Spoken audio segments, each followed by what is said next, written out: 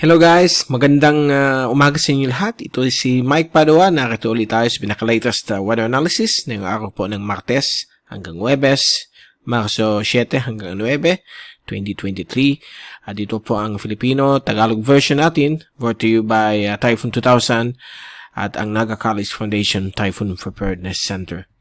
Umpisa natin ang update. Ito ang latest CrowdSat at nanatili pa rin ang hanging amihan sa hilagang bahagi po ng Pilipinas. Ito po ang Luzon, kasama po ang Bicol at lalong-lalo na po sa may silangan at hilagang bahagi na ng Luzon, sa may Cagayan Valley at dito rin po sa may eastern sections ng Central Luzon, Calabarzon, Metro Manila.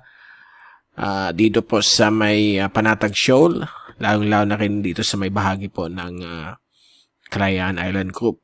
Ang Mimaropa, affected din itong amihan. Ang kagandahan po itong amihan na ito, hindi po siya masyadong wet. Okay? Medyo dry po siya, cool and drier. Kaya napapansin natin, medyo malamig pa rin ang ating panahon. Kahit tatanghali, hindi tayo umaabot ng lampas 30 degrees. Except for areas like Mindanao and Visayas dahil malapit po sila sa equator. Medyo ang variations ng temperature nila sa lamig at init ay hindi masyadong nagbabago, okay? May konting lamig din but hindi masyadong mapapansin yan, okay? Dito po sa main area po ng Hilaga at Silangang Mindanao, buong Visayas ay apektado po ng mahinang amihan. Dito po ay dito na po magsisimula yung mga isolated rain showers and thunderstorms dahil po bumabangga po yung lamig ng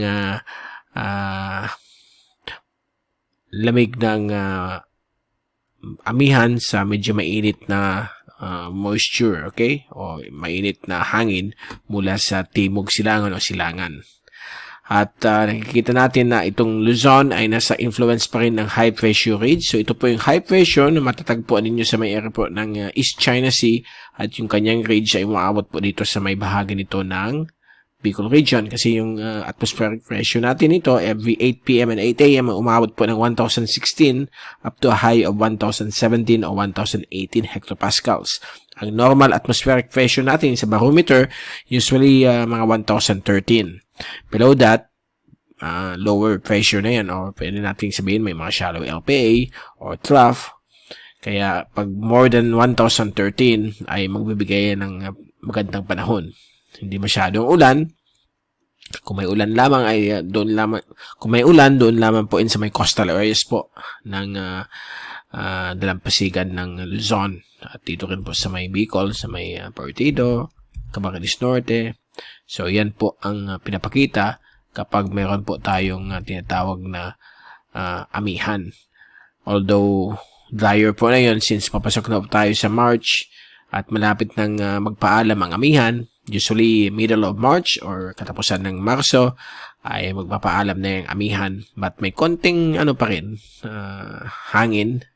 But completely papasok na po tayo sa hot dry season. Although ang hot dry season hindi completely dry kasi may epekto pa rin ang La Nina. Although tapos na siya na yung Marso, babalik na tayo sa neutral phase. Hinihintay pa natin yung latest La Nina update. So by next week, meron tayong ibabalita. At baka na yung weekend, meron din tayong, kung lumabas na yung update, ibibigay kaagad natin sa inyo. So, kahit na hot dry season, may mga ulan-ulan pa tayong maranasan, pag bumalik na po yung easterlies, at abangan natin yan. Hopefully, walang bagyo na mag-form sa susunod na ilang buwan. Okay? At gaya ng sinabi ko, speaking at sa labas ng ating bansa, wala natatanawan na LPA or bagyo na mamumuo sa loob ng 15 araw. Now, ito yung fast animation. So, nakikita po ninyo na medyo clear po ang Pilipinas except for sa Mindanao. May mga localized thunderstorms. At kung i-zoom natin itong satellite animation mula sa windy.com, UMETSAT, ay kitang-kita po natin na napakaganda po ang panahon sa buong Pilipinas except for Mindanao at portion ng Visayas. May mga isolated rain showers and thunderstorms tayong pwedeng maranasan. So, huwag niyong kalimutan, magdala ng payong, kapote, at nandyan pa rin ang threat ng mga pag-ulan dito po sa bahagi ng Mindanao. Dito po sa Luzon ay mostly mga low to mid-level clouds. Nagbibigay rin po ng mga light showers, lalo na po kung nasa costales kayo ng Luzon. So, yan po ang ating latest. Punta natin yung wind at pressure forecast sa loob ng 3 araw hanggang Biyernes.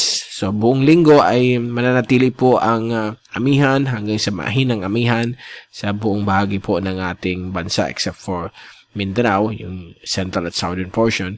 More on localized thunderstorms po sila. So, mamayang hapon, Martes ng hapon, ay nandyan pa rin yung mahinang amihan.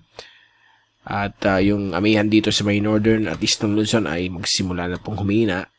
At bukas po, Miyerkules ng hapon, nandyan pa rin yung mahinang amihan halos sa buong bahagi po ng ating bansa.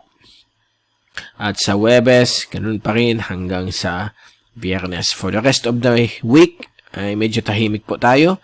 Inaasahan lang natin itong mahinang amihan, nagbibigay pa rin ng konting lamig, particularly sa gabi. Okay?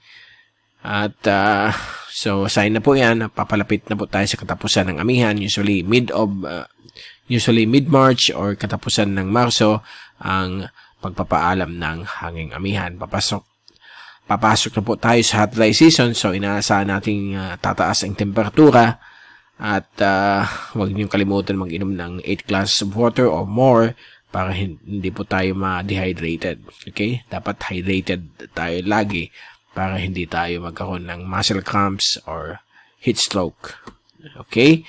But may mga ulan pa rin in between dahil yung epekto ng La Nina, meron pa rin po yan hanggang Hunyo.